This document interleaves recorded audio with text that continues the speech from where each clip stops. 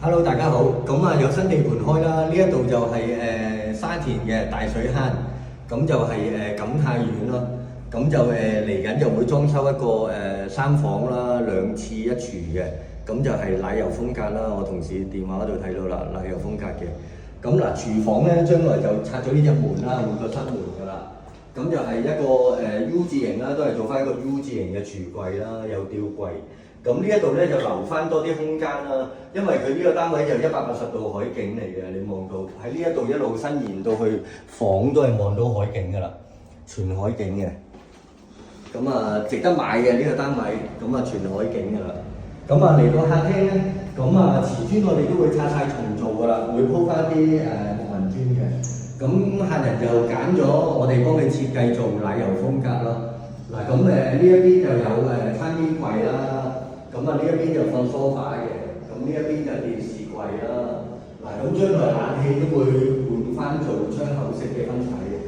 咁啊呢一部機就拆㗎啦嚟緊。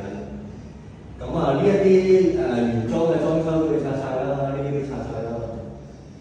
咁啊呢度有三房嘅，呢度有頭房啦。嗱，咁嚟到呢度咧，廁所都係全拆㗎啦。嗱，佢原底就係浴缸嚟嘅。咁啊拆晒之後咧，就會做翻地櫃啦、鏡櫃啦。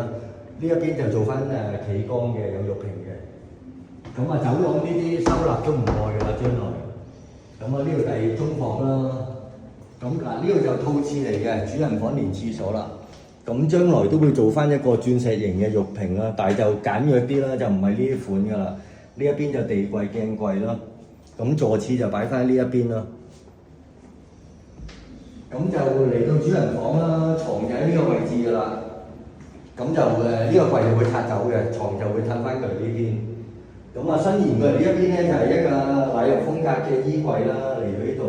咁喺呢個窗呢個位置咧就會設計咗張書台啦，因為客人都會辦公嘅喺屋企，咁啊做咗張書台。嗱，咁睇到個景啦，嗱全海景㗎啦，去到主人房都會望到海嘅。咁就環境就靜嘅呢度，樓下就唔嘈嘅。